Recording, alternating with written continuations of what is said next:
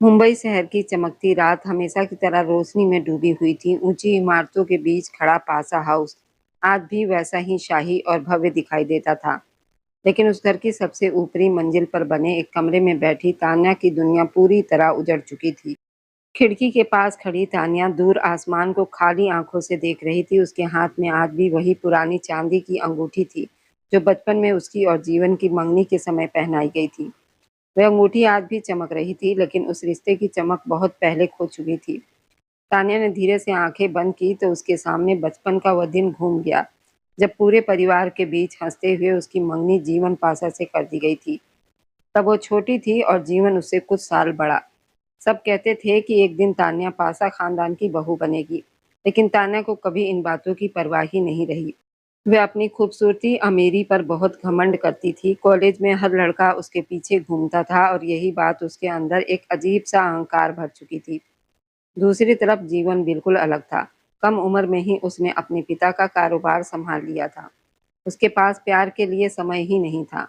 वह दिन रात काम में डूबा रहता। बड़े बड़े व्यापारियों से मीटिंग, विदेश यात्राएं और करोड़ों के सौदे उसकी जिंदगी बन चुके थे, लेकिन उसके बावजूद उसने कभी अपनी मंगेतर तान्या की तरफ गलत नजर से भी नहीं देखा। उसने हमेशा उसे सम्मान दिया, उसकी हर जरूरत पूरी की, लेकिन कभी अपने दिल की बात नहीं कही। तान्या इसे उसकी कमजोरी समझती रही। उसे लगता था कि जीवन उसे प्यार नहीं करता। कई बार वह जानबूझकर जीवन को नजरअंदाज करती, उसके सामने दूसरे लड़कों से बातें करती ताकि वह जल जाए, लेकिन जीवन हमेशा शांत रहता। उसकी यही खामोशी तान्या को और चिढ़ा देती थी। तुम्हें फर्क ही नहीं पड़ता ना? एक बार गुस्से में तान्या ने उसे कहा था। जीवन ने बस हल्की मुस्कान के साथ जवाब दिया था, फर्क बहुत पड़ता है तान्या, लेकिन हर बात दिखाना जरूरी नहीं होता। उस समय तान्या ने उसकी बात पर मजाक उड़ा दिया था। उसे लगा था कि जीवन बस एक ठंडा और पत्थर दिल इंसान है जिसे किसी से प्यार करना ही नहीं आता। समय गुजरता गया, दोनों के बीच दूरियां बढ़ती चली गई। फिर एक रात सब कुछ बदल गया। वह रात जिसने चार जिंदगियों की दिशा बदल दी। जीवन अपनी बहन दिशा की जान बचाने के लिए मजबूरी में आनंद की मासूम बहन एकता से शादी कर बैठा। जब ये खबर तानिया तक पहुंची तो पहले उसे विश्वास ही नहीं हुआ। उसने गुस्से में पूरा कमरा तोड़ दिया था। जीवन, मेरी मंगनी तुमसे हुई थी, सिर्फ मुझसे, वह रोते हुए चीखी थी, लेकिन तब तक बहुत देर हो चुकी थी। जीवन अब और किसी का पति बन चुका था। उस दिन पहली बार तान्या को एहसास हुआ, जीवन उसके लिए क्या था। वह सिर्फ उसका मंगेतर नहीं था, बल्कि उसकी जिंदगी की सबसे बड़ी आदत बन चुका था। उसकी खामोश परवाह, उसका हर मुश्किल में साथ खड़ा रहना, बिना जताए उससे प्यार करना। तान्या को सब याद आने लगा, लेकिन जब तक उसे ये एहसास हुआ, तब तक जीवन की जिंदगी में एकता आ चुकी थी। और सबसे ज्यादा दर्द उसे तब हुआ था जब उसने पहली बार जीवन को एकता के साथ मुस्कुराते देखा। वह जीवन जो हमेशा गंभीर और सख्त रहता था, एकता के सामने बिल्कुल बदल गया था। उसकी आंखों में नरमी आ गई थी, उसके चेहरे पर मुस्कान दिखाई देता था। तान्या को महसूस हुआ जैसे किसी ने उसके दिल को निचोड़ दिया हो। आज वही तान्या रातों को जागकर रोती थी। वह हर दिन जीवन की एक झलक पाने के लिए तरसती थी। कभी वो दूर से उसकी गाड़ी को गुजरते देखती तो घंटों खिड़की के पास खड़ी रह जाती। कभी सोशल पार्टियों में जीवन और एकता को साथ देकर उसकी आंखों में आंसू भर जाते। लेकिन अब उसके पास पछतावे के अलावा कुछ नहीं बचा था। एक रात बारिश बहुत तेज हो रही थी। तान्या अपनी कार लेकर बिना सोचे समझे सड़क पर निकल गई। उसकी आंखों से लगातार आंसू बह रहे थे। उसके कानों में बार बार जीवन की वही पुरानी आवाज गूंज रही थी, फर्क बहुत पड़ता है तान्या। अचानक उसकी कार एक सुनसान सड़क पर बंद हो गई। चारों तरफ अंधेरा था। तान्या घबराकर बाहर निकली, तभी पीछे से एक गाड़ी की तेज हेडलाइट उसकी आंखों पर पड़ी। काली गाड़ी धीरे धीरे उसके सामने आकर रुकी। तान्या की सांसें थम गई। अगले ही पल गाड़ी का दरवाजा खुला और उसमें से जीवन बाहर उतरा। काले कपड़ों में भीगा हुआ जीवन आज भी उतना ही रौबदार लग रहा था। उसकी आंखें सीधा तानिया पर टिकी थी। तुम इस हालत में यहाँ क्या कर रही हो? उसकी भारी आवाज बारिश के शोर में भी साफ सुनाई दी। तान्या की आंखों से आंसू और तेजी से बहने लगे। उसने कांपती आवाज में कहा, शायद वही गलती ढूंढ रही हूँ जो मैंने तुम्हें खोकर की थी। जीवन कुछ पल चुप खड़ा उसे देखता रहा। बारिश लगातार दोनों पर बरस रही थी और हवा में एक अजीब सी बेचैनी तैर रही थी। तान्या का दिल आज भी उसी आदमी के लिए धड़क रहा था, जिसे उसने कभी समझने की कोशिश ही नहीं की थी, और शायद यही उसकी सबसे बड़ी सजा थी। भाई, मुझे मेरा प्यार चाहिए वरना मैं अपनी जान दे दूंगी। अस्पताल के बिस्तर पर लेटी उसकी बहन तड़पते हुए बोली तो जीवन पासा ने अपने दांत भींच लिए। उसकी बहन ने तीसरी बार खुदकुशी करने की कोशिश की थी, वह भी एक साधारण लड़के के लिए जो गरीब जरूर था लेकिन स्वाभिमानी था। उस लड़के ने ये कहकर जीवन पासा की बहन को ठुकरा दिया था कि उसकी एक छोटी बहन है और जब तक वह अपनी बहन की शादी नहीं कर देता तब तक वह खुद भी शादी नहीं करेगा। तुम चिंता मत करो, तुम्हारी शादी सुबह ही होगी, अपनी जिद्दी बहन से कहकर जीवन वहां से निकला और अपने गार्डों के साथ उस लड़के के घर पहुंच गया। फिर बिना उसकी बहन को देखे उससे हिंदू रीति रिवाज से शादी कर ली, बदले में अपनी बहन की शादी करवा दी। शाम को वो थका हुआ अपने कमरे में लौटा था, तभी सहमी सी मासूम सी लड़की को देखकर उसके माथे पर बल पड़ गए। हे लड़की, कौन हो तुम? वैसे तो तुम बड़ी निडर बनती हो, मगर प्यार का इजहार नहीं कर सकती। मंजरी ने बड़ी चालाक मुस्कान के साथ सामने बैठी खूबसूरत लड़की को जैसे चुनौती दी। वह लीसा पासा थी, कॉलेज की बहुत ही सुंदर अमीर लड़की, जिस पर हर लड़का जान देता था, मगर वह दिल हार बैठी थी एक ऐसे इंसान पर जो उसकी तरफ देखता तक नहीं था। अगर तुम मुझे उस्काने के लिए ये सब कर रही हो तो मत कहो, मैं इतनी बेवकूफ नहीं हूँ कि सिर्फ तुम्हारे कहने पर अपनी बेइज्जती करवा लूं। लीसा मंजरी की चालाकी समझती थी। उसने आराम से ठंडे जूस का घूंट भरा। उसके बाल कंधों तक कटे हुए थे जिसमें हल्की भूरी लटें चमक रही थी। मेज पर एक महंगा बैग लापरवाही से पड़ा था जो लीसा का ही था।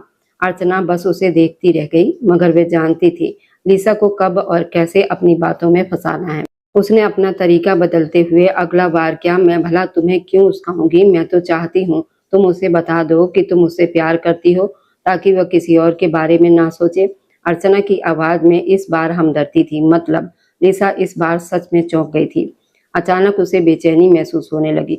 मतलब ये हो सकता है कि उसे भी कोई दूसरी लड़की पसंद आ जाए और वह उससे प्यार करने लगे। इससे पहले कि ऐसा तुम उसे अपने दिल की बात बता दो ताकि वह सिर्फ तुम्हारे बारे में सोचे। अर्चना ने बड़ी सफाई से बात को ऐसे मोड़ दिया, लिसा सच में घबरा गई। उसके माथे पर चिंता की लकीरें उभर गई।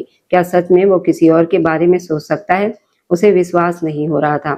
अरे ये कौन सी बड़ी बात है, क्यों नहीं सोच सकता?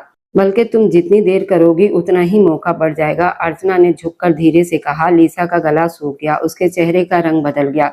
ये सोच पाना भी मुश्किल था कि आनंद किसी और के बारे में सोच रहा होगा। वह अगले ही पल अपनी कुर्सी से उठ खड़ी हुई। अगर ऐसा है तो मैं आज ही उसे अपने दिल की बात बता दूंगी। उसका रुख अब लाइब्रेरी की तरफ था। वह जानती थी आनंद वहीं मिलेगा। कॉलेज की बड़ी और शांत लाइब्रेरी में उस समय गहरी खामोशी फैली हुई थी। खिड़कियों से आती धूप किताबों की कतारों पर पड़ रही थी और इस सन्नाटे में सिर्फ पन्ने पलटने और कलम चलने की हल्की आवाजें सुनाई दे रही थी। आनंद लाइब्रेरी के एक कोने में बैठा पूरी लगन से अपने नोट्स तैयार कर रहा था। वह एक साधारण लेकिन बेहद आकर्षक नौजवान था। सादी सी गहरे हरे रंग की शर्ट, बिखरे हुए बाल, आंखों पर लगा चश्मा उसकी गंभीर सोच को दिखा रहा था। वह इस कॉलेज का सबसे होशियार छात्र था, जिसका मकसद सिर्फ अपनी मेहनत से अपना और अपनी छोटी बहन का भविष्य बनाना था। फालतू चीजों और लड़कियों के चक्करों से वह हमेशा दूर रहता था। उसके चेहरे पर एक ऐसा शांत भाव था जो किसी को भी उससे बेवजह बात करने की हिम्मत नहीं देता था। तभी लाइब्रेरी के शीशे वाले दरवाजे तेज आवाज के साथ खुले। ऊंची सैंडल की टकटक ने पूरे हॉल की शांति तोड़ दी। सभी ने सिर उठाकर देखा। वह लीसा पासा थी, शहर के सबसे बड़े कारोबारी और प्रभावशाली इंसान, जीवन पासा की इकलौती और लाडली बहन। वैसे तो लाइब्रेरी में शोर करना मना था, मगर लीसा पासा कुछ भी कर सकती थी, उसे कोई रोकने वाला नहीं था। लीसा के घमंड और खूबसूरती के चर्चे पूरे कॉलेज में मशहूर थे। वह जो चाहती थी उसे हासिल करना जानती थी। आज वह हल्के नीले रंग की महंगी डिजाइनर ड्रेस पहने अपने खास रोबदार अंदाज में चलती हुई सीधी उस टेबल की तरफ बढ़ रही थी जहां आनंद बैठा था। उसकी सहेलियां भी उसके पीछे थी। आनंद ने एक पल के लिए सिर उठाकर देखा, इस शोर की वजह समझे और फिर बिना ध्यान दिए दोबारा अपनी किताब में लग गया। लिसा को उसकी ये बेरुखी पागल कर देती थी। वह पिछले 6 महीनों से आनंद को देख रही थी। वह चाहती थी कि आनंद भी बाकी लड़कों की तरह उसके पीछे घूमे, उसका ध्यान पाने की कोशिश करे, मगर आनंद ने कभी उसकी तरफ ठीक से देखा तक नहीं था। लिसा जाकर सीधे आनंद के टेबल के सामने खड़ी हो गई। उसके महंगे इत्र की खुशबू पूरे हॉल में फैल गई। आनंद, लिसा ने थोड़ी ऊंची आवाज में पुकारा। लाइब्रेरी में बैठे सभी छात्र अब इन दोनों की तरफ देखने लगे। आनंद ने धीरे से अपना पेन रखा, चश्मा ठीक किया, शांत नजरों से लिसा को देखा। जी, क्या आपको कोई काम है? उसकी आवाज बिल्कुल सीधी और ठंडी थी। लिसा ने दोनों हाथ टेबल पर रखे और थोड़ा झुककर बोली, मुझे तुमसे कोई काम नहीं है, मुझे तुम चाहिए। मैं तुमसे प्यार करती हूँ और चाहती हूँ कि तुम सिर्फ मेरे हो जाओ। मैंने आज तक जो चाहा वो पाया है और अब मेरी जिद तुम हो। पूरे हॉल में गहरा सन्नाटा छा गया। सिर्फ लोगों की सांसों की आवाज सुनाई दे रही थी। किसी लड़की का इस तरह सबके सामने इतने गर्व से प्यार का इजहार करना सभी के लिए चौंकाने वाला था, मगर आनंद के चेहरे का एक भाव तक नहीं बदला। वह अपनी जगह से खड़ा हुआ। उसका कद लिसा से काफी लंबा था। उसने अपनी किताबें समेटी, उन्हें बैग में रखा और फिर बहुत शांति से लिसा की आंखों में देखकर बोला, मिस लिसा पासा, शायद आप भूल रही हैं कि ये लाइब्रेरी है, कोई फिल्म की जगह नहीं। और जहाँ तक आपकी जिद और प्यार की बात है, तो मेरे पास इन बेकार चीज़ों के लिए समय नहीं है। मेरी ज़िंदगी के मकसद बहुत बड़े हैं और उन मकसदों में आप जैसी जिद्दी और घमंडी लड़की की कोई जगह नहीं है। अपने पैसे और खूबसूरती का असर किसी और पर दिखाइए, मुझ पर नहीं। रास्ता छोड़िए, बेहद कठोर आवाज में कहते हुए आनंद ने अपना बैग कंधे पर डाला और उसे वहीं स्तंभ छोड़कर लाइब्रेरी से बाहर चला गया। लिशा का चेहरा पहले लाल और फिर सफेद पड़ गया। उसकी आंखों में आंसू और गुस्सा एक साथ उभर आए। उसकी सहेलियों ने उसे संभालने की कोशिश की, मगर उसने उन्हें झटक दिया। पूरे कॉलेज के सामने उसकी बेइज्जती हुई थी। लिसा पासा को किसी ने ठुकराया था, वह भी इतनी बुरी तरह। उसकी मुट्ठियां भिज गई और वह गुस्से से पैर पटकती हुई वहां से चली गई। पासा हाउस का ड्राइंग रूम किसी महल से कम नहीं रहा था। जीवन पासा सोफे पर बैठा अपनी फाइलें देख रहा था। वह लंबे कद, मजबूत शरीर और रौबदार व्यक्तित्व वाला आदमी था। उसकी गहरी काली आंखों में ऐसी शक्ति थी कि बड़े बड़े लोग उसके सामने नजरें उठाने से डरते थे। जीवन के माता पिता बचपन में ही गुजर गए थे और उसने अपनी मेहनत से न सिर्फ पासा साम्राज्य खड़ा किया था, बल्कि अपनी छोटी बहन लिसा को भी माँ बाप दोनों का प्यार दिया था। लिसा उसकी सबसे बड़ी कमजोरी थी। वह उसकी आंखों में एक आंसू भी नहीं देख सकता था। तभी ड्राइंग रूम का दरवाजा खुला। लिसा रोती हुई अंदर आई। उसकी हालत खराब थी, आंखों का काजल फैला हुआ था, बाल बिखरे हुए थे। जीवन तुरंत फाइलें छोड़कर खड़ा हो गया। क्या हुआ मेरी गुड़िया को? किसने रुलाया मेरी बहन को? जीवन ने आगे बढ़कर उसे अपने सीने से लगा लिया।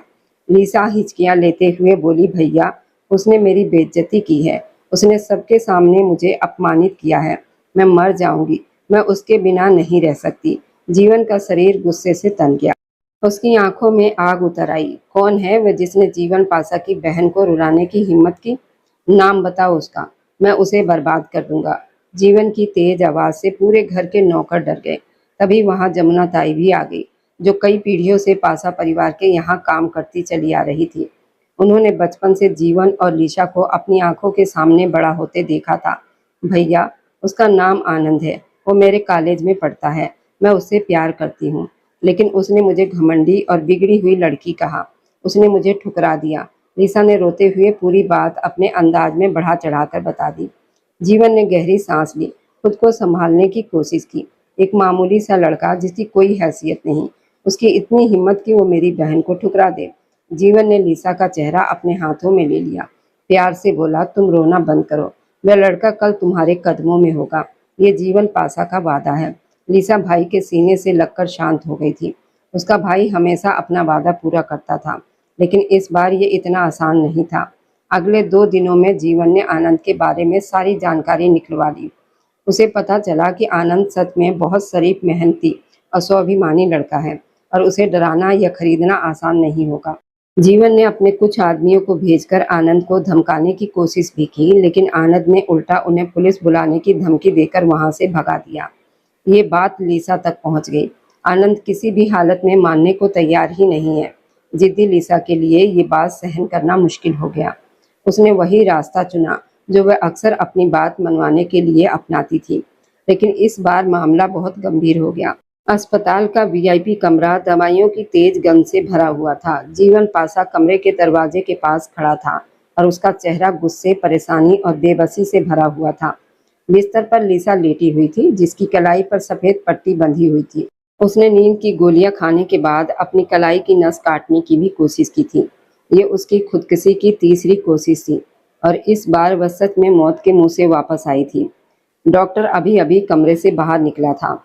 उसने जीवन से साफ कह दिया था, मरीज की मानसिक हालत ठीक नहीं है। अगर उसे कोई भी भावनात्मक चोट पहुंची, अगली बार उसे बचाना नामुमकिन होगा। जीवन पासा धीरे-धीरे चलता हुआ लिसा के बिस्तर के पास आया। लिसा की आंखें आधी खुली हुई थी। उसका चेहरा कागज की तरह सफेद पड़ चुका था।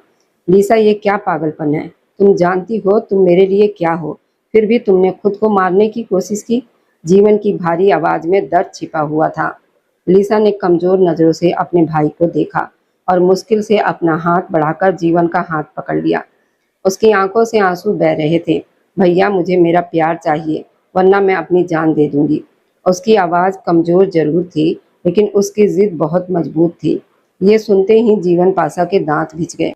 उसकी नसें तन गई। एक मामूली सा लड़का जो गरीब जरूर था, लेकिन स्वाभिमानी था। उसकी वजह से जीवन की बहन मौत के बिस्तर पर पड़ी थी। जीवन का खून खौलने लगा। उस लड़के ने ये कहकर लिसा को ठुकराया था, उसकी एक छोटी बहन है और जब तक वह अपनी बहन की शादी नहीं कर देता, तब तक खुद भी शादी नहीं करेगा। जीवन के दिमाग में यही बात घूम रही थी। तुम चिंता मत करो, तुम्हारी शादी सुबह ही होगी, जीवन ने फैसला सुनाने वाले अंदाज में कहा। उसकी आंखों में अब कोई नरमी नहीं थी। उसने अपनी बहन के माथे को प्यार से चूमा, उसका हाथ धीरे से बिस्तर पर रखा, तेज कदमों से कमरे से बाहर निकल गया। उसके कदमों की आवाज अस्पताल के गलियारों में गूंज रही थी। उसने अपना फोन निकाला और अपने मुख्य गार्ड को कॉल लगा लिया। लड़कों को तैयार करो और गाड़ियां निकलवा लो। हम अभी इसी वक्त आनंद के घर जा रहे हैं। आज रात या तो वो मेरी बहन का जीवन साथी बनेगा या फिर उसकी लाश उठेगी। जीवन की आवाज इतनी खतरनाक थी, गार्ड भी एक पल के लिए डर गया। शहर के एक साधारण लेकिन साफ सुथरे मोहल्ले की संस्कारी गलियों में जब 3 काली गाड़ी एसयूवी गाड़ियां आकर रुकी, तो मोहल्ले के लोग डरकर अपने दरवाजे और खिड़कियों से झांकने लगे। रात के 11 बज रहे थे। जीवन पासा अपनी गाड़ी से उतरा। उसने गहरे भूरे रंग का कुर्ता पजामा पहन रखा था और उसके चेहरे पर खतरनाक गंभीरता थी। उसके गार्ड ने तुरंत आनंद के छोटे से घर को चारों तरफ घेर लिया। जीवन आगे बढ़ा और दरवाजे पर जोर से दस्तक दी। कुछ ही देर के बाद दरवाजा खुला। सामने आनंद खड़ा था। वही साधारण सा रूप, वही गंभीर आंखें। इतनी सारी गाड़ियां गार्ड देखकर उसके माथे पर हल्की सिकन जरूर आई, लेकिन वो बिल्कुल नहीं घबराया। कौन है आप और इस वक्त यहाँ क्या कर रहे हैं? आनंद ने दरवाजे का किनारा पकड़ते हुए सख्त आवाज में पूछा। जीवन ने उसे सिर से पैर तक देखा। यही वो लड़का था जिसने पासा हाउस की नींद उखाड़ रखी थी। जीवन को उसमें कोई खास बात नजर नहीं आई, सिवाय उसकी अजीब सी आत्मविश्वास भरी शांति के। मेरा नाम जीवन पासा है और मैं उस लड़की का भाई हूँ जिससे तुमने ठुकराने की हिम्मत की है। जीवन जबरदस्ती दरवाजा धकेलकर अंदर चला गया। वह एक छोटा सा घर था जिसमें एक तरफ चारपाई बिछी हुई थी, दूसरी तरफ छोटा सा रसोई घर था। आनंद ने तुरंत दरवाजा बंद कर दिया ताकि मोहल्ले वाले तमाशा न देखें। देखिए मिस्टर जीवन, मैं आपकी बहन को पहले भी जवाब दे चुका हूँ और आपके आदमियों को भी। आप लोग मुझसे क्या चाहते हैं? मुझे ना आप में कोई दिलचस्पी है और ना आपकी बहन में, आनंद ने साफ शब्दों में कहा। जीवन कुछ पल तक उसे घूरता रहा। आनंद शांत जरूर था, लेकिन उसकी आंखों में डर का नाम भी नहीं था। जीवन ने अपनी जेब से एक खाली चेक निकाला, आनंद के सीने पर फेंक दिया। जितनी रकम चाहिए भर लो, अपनी पूरी जिंदगी की गरीबी खत्म कर लो, लेकिन सुबह मेरी बहन के साथ तुम्हारी हिंदू रीति रिवाज के साथ शादी होगी। तुम जानते नहीं हो कि तुमने किससे दुश्मनी मोल ली है।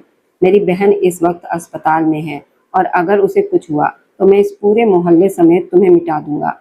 जीवन ठंडी आवाज में धमकी दे रहा था। आनंद का चेहरा गुस्से से लाल हो गया। उसने वो चेक जमीन पर ही पड़ा रहने दिया। अपनी दौलत अपने पास रखिए मिस्टर जीवन, मैं बिकने वाला इंसान नहीं हूँ। और जहाँ तक आपकी बहन की जिद की बात है, तो मैंने उसे साफ बता दिया था कि मेरे हालात मुझे इन सब चीज़ों की इजाज़त नहीं देते। मेरे माँ बाप नहीं है, मेरी एक छोटी बहन एकता, वह अभी पढ़ रही है। जब तक मैं अपनी जिम्मेदारी पूरी नहीं कर लेता, जब तक मैं अपनी बहन की शादी नहीं कर देता, मैं अपने बारे में सोच भी नहीं सकता। मेरी बहन मेरी जिम्मेदारी है, आपकी बहन नहीं। जीवन चुपचाप आनंद की बात सुनता रहा। उसका दिमाग तेजी से चल रहा था। आनंद का इनकार अब पैसों का नहीं, बल्कि जिम्मेदारी का सवाल था। और जीवन पासा हर रुकावट हटाना जानता था। तभी अंदर वाले कमरे का दरवाजा थोड़ा सा खुला। एक डरी हुई आवाज आई, भैया क्या हुआ है, कौन लोग हैं ये? जीवन ने मुड़कर देखा। दरवाजे के पीछे एक लड़की खड़ी थी, जिसने डर के कारण अपने चेहरे के चारों तरफ दुपट्टा लपेट रखा था। सिर्फ उसकी बड़ी बड़ी डरी हुई आंखें दिखाई दे रही थी। वह आनंद की बहन एकता थी। जैसे ही जीवन की नजर एकता पर पड़ी, उसके दिमाग में एक खतरनाक योजना ने जन्म ले लिया। उसने फिर आनंद की तरफ देखा। उसके होठों पर ठंडी मुस्कान आ गई। अगर तुम्हारी बहन ही वो एक वजह है जिसके कारण तुम मेरी बहन की जिंदगी बर्बाद कर रहे हो, तो फिर मैं यही वजह खत्म कर देता हूँ। जीवन धीरे धीरे कदम बढ़ाते हुए आनंद के पास आया। आनंद चौंक गया। आपका क्या मतलब है?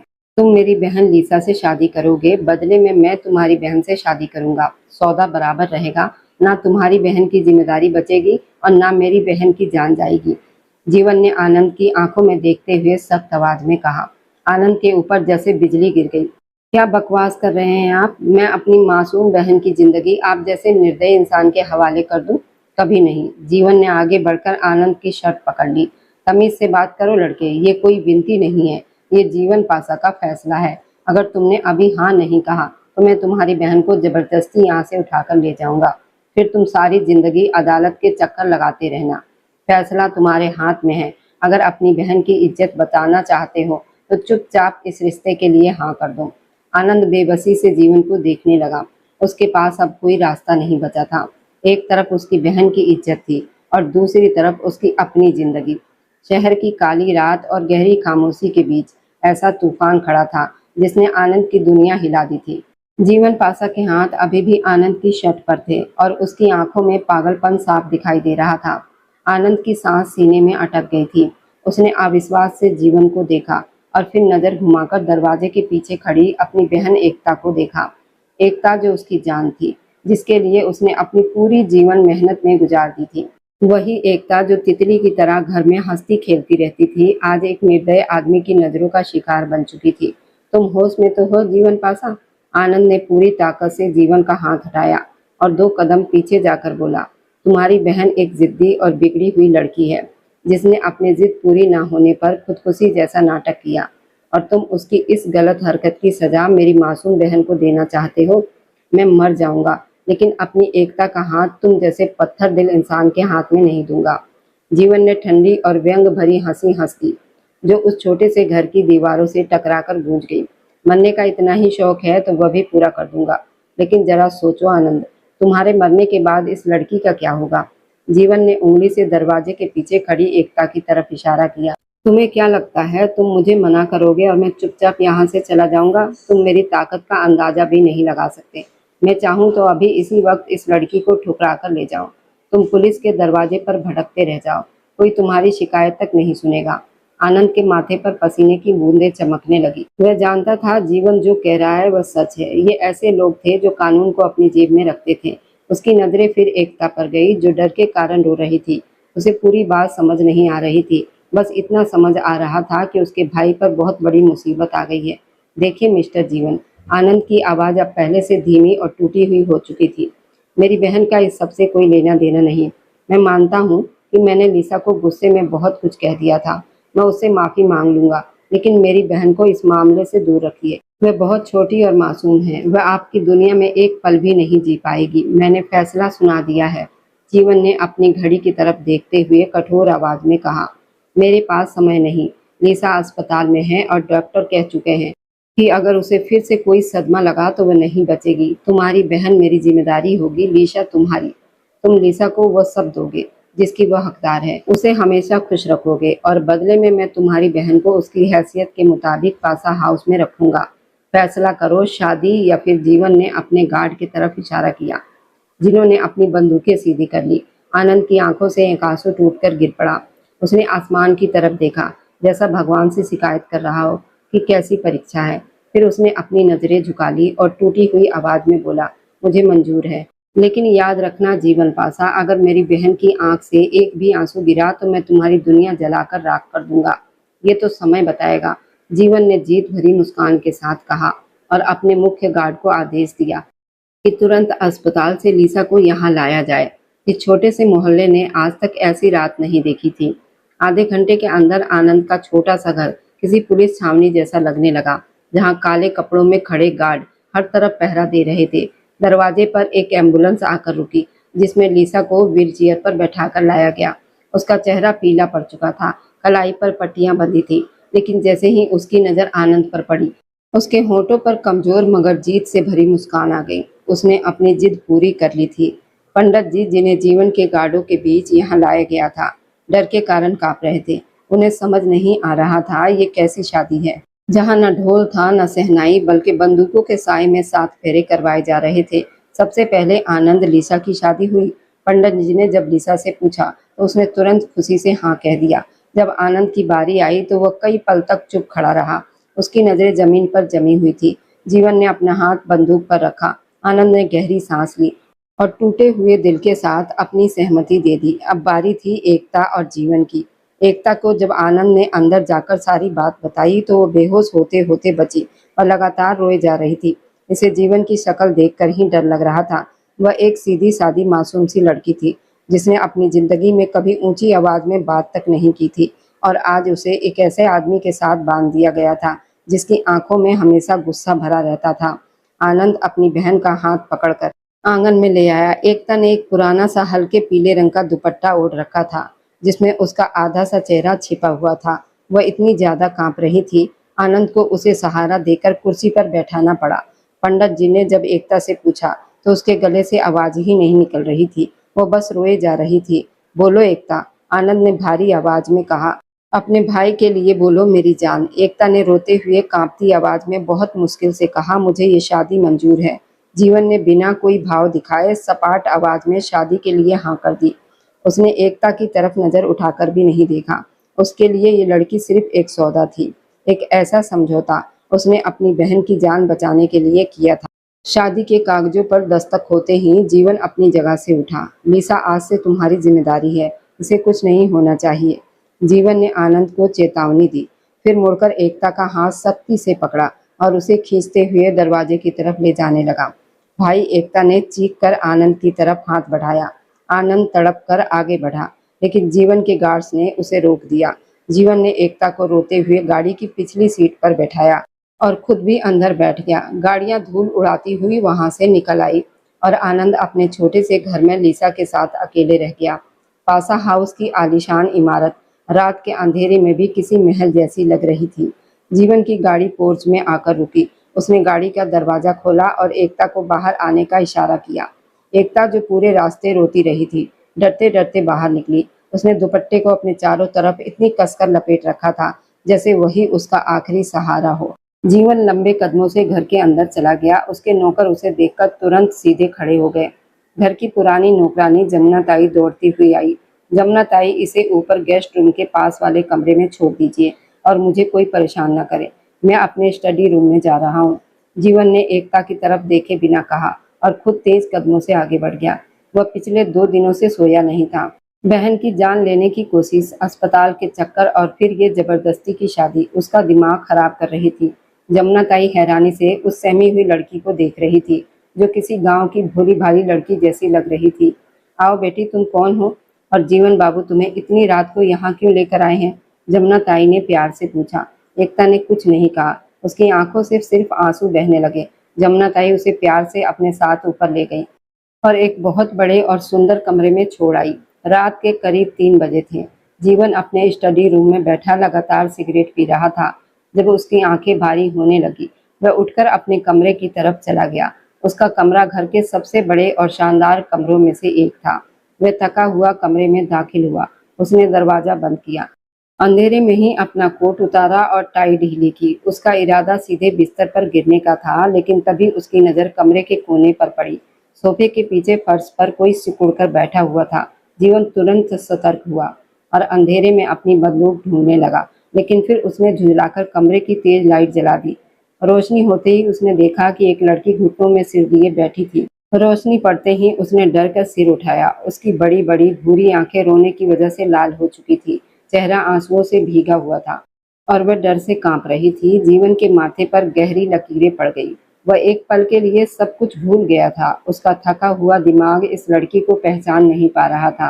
उसने गुस्से में ऊंची आवाज में कहा, ए लड़की, कौन हो तुम और मेरे कमरे में क्या कर रही हो? एकता, जो पहले से ही डरी हुई थी, उसकी भारी आवाज सुनकर तुरंत खड़ी हो गई और पीछे हटते हुए दीवार से जा लगी। मैं उसके गले से आवाज भी नहीं निकल रही थी। मैं क्या?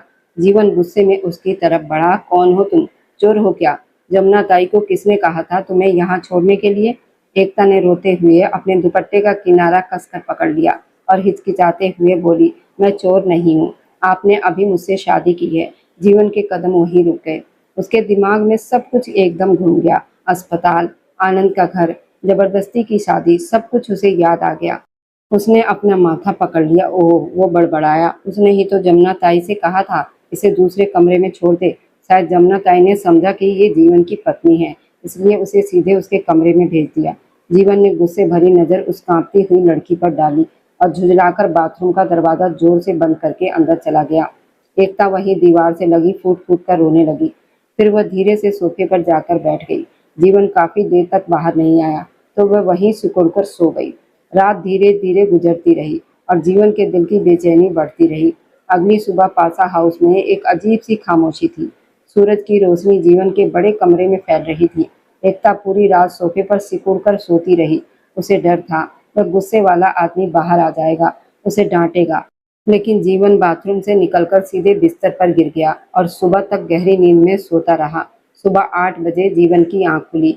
वह अपनी आदत के मुताबिक उठा, लेकिन कमरे का नजारा देखकर उसके माथे पर फिर लकीरें पड़ गई। एकता फर्श पर बैठी पूजा कर रही थी। उसके सिर पर दुपट्टा था, हाथों में माला थी। जीवन को यह सब बहुत अजीब लगा। उसके घर में पूजा पाठ का कभी माहौल नहीं रहा था। वो बिना कुछ बोले फिर बाथरूम में चला गया ताकि ऑफिस के लिए तैयार हो सके।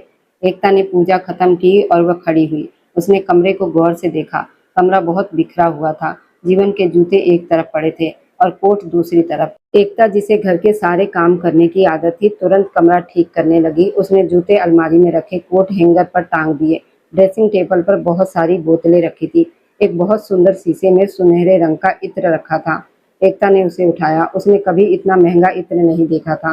कितना प्यारा रंग है, उसने मासूमियत से सोचा। उसने बोतल खोली, अपने कपड़ों पर छिड़कने लगी। खुशबू बहुत तेज थी, लेकिन उसने सोचा बड़े घर में शायद ऐसे ही इत्र इस्तेमाल करते होंगे। उसने थोड़ा सा कमरे में भी छिड़क दिया ताकि जीवन खुश हो जाए कि कमरा महक रहा है। तभी बाथरूम का दरवाजा खुला। जीवन बाल सुखाता हुआ बाहर आया।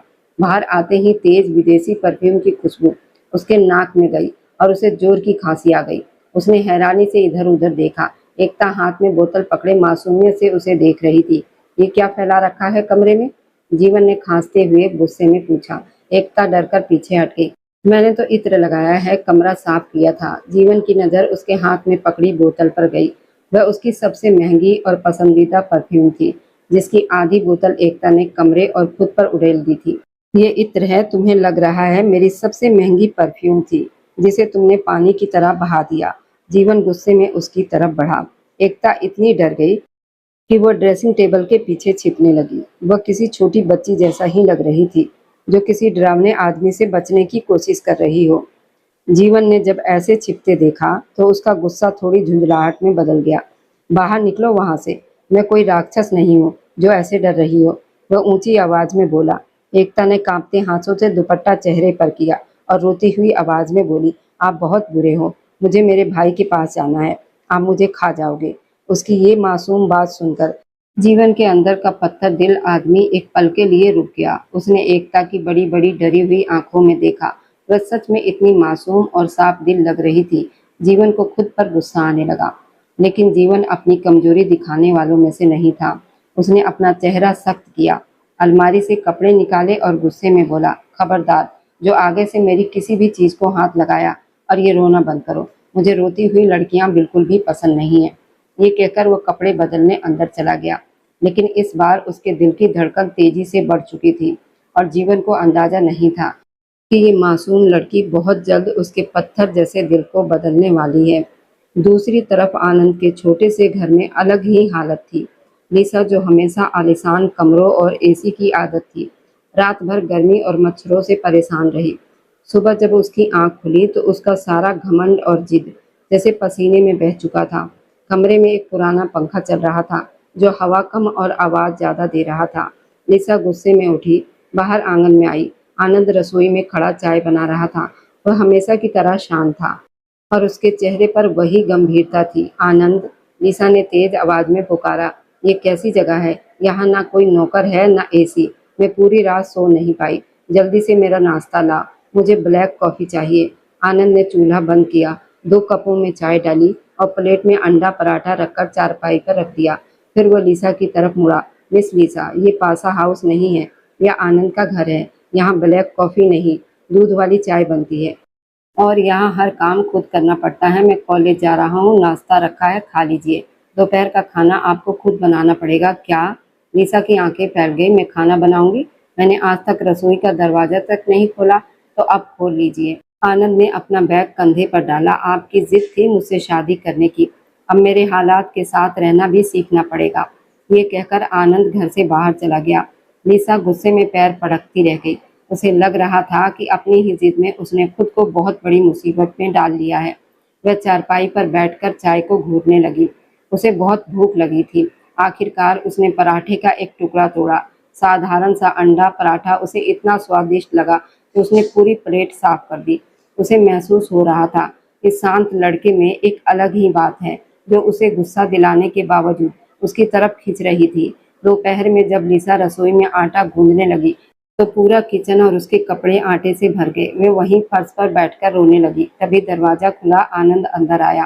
लिसा की हालत देखकर पहली बार उसके चेहरे पर हल्की सी मुस्कान आई।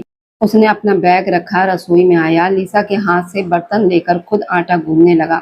लिसा चुपचाप उसके चौड़े कंधे और मेहनत करते हाथों को देखती रही। इस लड़के की सादगी और मेहनत धीरे धीरे उसे बदल रही थी। पासा हाउस में उसी शाम एक बड़ी बिजनेस पार्टी थी। जीवन को अपने विदेशी मेहमानों के साथ डिनर करना था और वहाँ परिवार का होना जरूरी था। इसलिए जीवन शाम को जल्दी घर आ गया था। उसने जमुना ताई को बुलाकर कहा, जमुना ताई, इस लड़की को ठीक से तैयार कीजिएगा। वे बड़े बड़े लोग होंगे, मुझे कोई तमाशा नहीं चाहिए। जमुना ताई खुशी खुशी एकता के कमरे में गई। एकता अभी भी डरी डरी सी रहती थी, लेकिन जमुना ताई के प्यार ने उसे थोड़ा संभाल लिया था। जमुना ताई ने उसे बहुत सुंदर हल्के हरे रंग का लहंगा पहनाया जिस पर चांदी का काम था। एकता ने हल्का सा श्रृंगार किया, अपने लंबे काले बाल सलीके से बांधे। जब वो तैयार होकर आईने के सामने खड़ी हुई तो जमुना ताई भी उसे देखकर बोल उठी, मेरी बच्ची, आज तो चांद जैसी लग रही है, भगवान बुरी नजर से बचाए। वह सच में बहुत सुंदर और मासूम लग रही थी। जीवन ड्राइंग रूम में खड़ा बार बार घड़ी देख रहा था। उसे देर हो रही थी, ये लड़की हमेशा देर करती। वो बड़बड़ाया। तभी सीढ़ियों पर कदमों की आवाज आई। जीवन ने झुंझलाकर ऊपर देखा। उसकी नजर वहीं ठहर गई। एकता सीढ़ियों से नीचे उतर रही थी। उसकी नजरें झुकी हुई थी। चेहरे पर सादगी, शर्म थी। उसका रूप इतना सुंदर लग रहा था। जीवन जैसा आदमी भी कुछ पल के लिए उसे देखता रह गया। एक पल के लिए जीवन अपनी सांसें रोककर उसे देखता रह गया।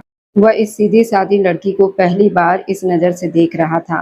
उसके दिल की धड़कन एक पल के लिए तेज हो गई।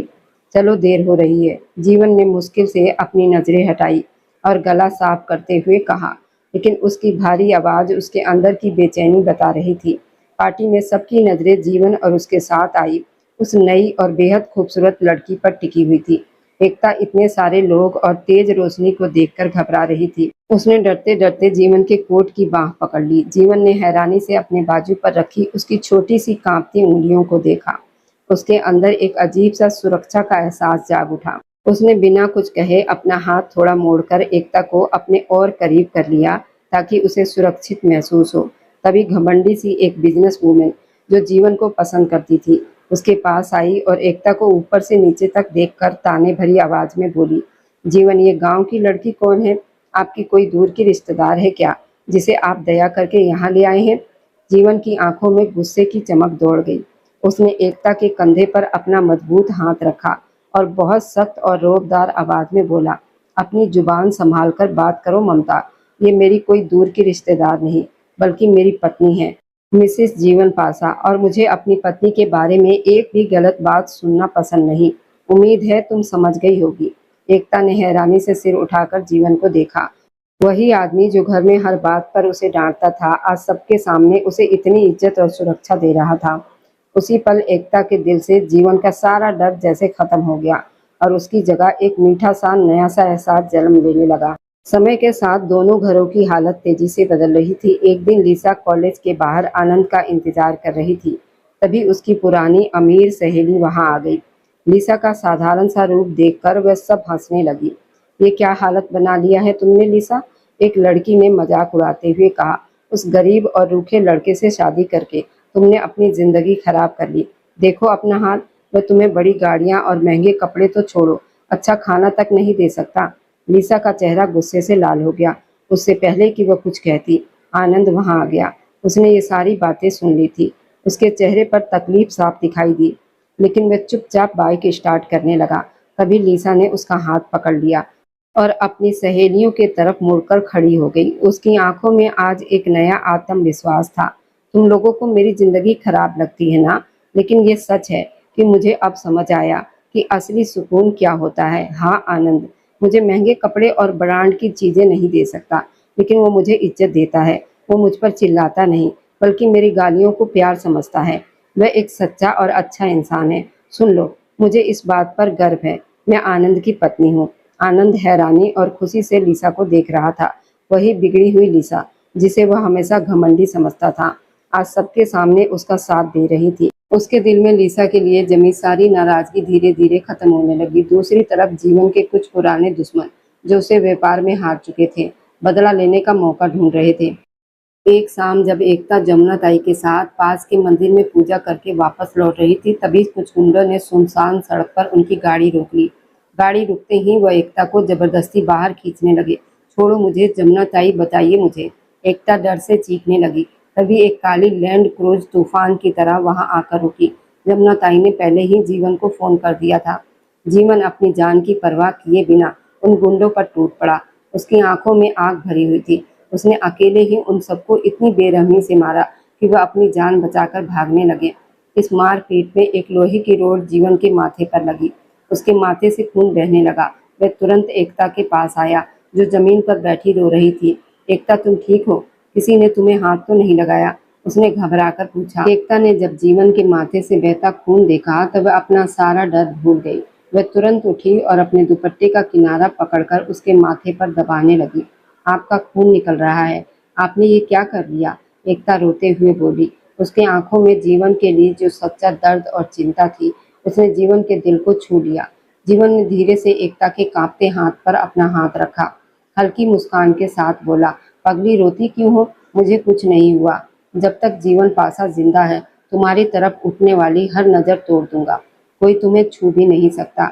यही वो पल था जब दोनों के दिलों की सारी दूरियां खत्म हो गई, गलतफहमियां मिट गई और प्यार ने चुपचाप उनके दिलों में जगह बना ली।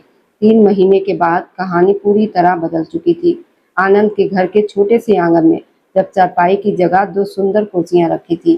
शाम का समय था। आनंद कॉलेज से वापस आया तो उसने अपने हाथ पीछे रखे थे। लिसा रसोई से उसके लिए चाय बनाकर लाई। अब वो एक बहुत अच्छी और समझदार पत्नी बन चुकी थी। आंखें बंद करो लिसा, आनंद ने मुस्कुराते हुए कहा। क्यों, क्या हुआ आपके हाथ में? लिसा ने हैरानी से पूछा, लेकिन उसने आंखें बंद कर ली। आनंद ने प्यार से उसका हाथ पकड़ा।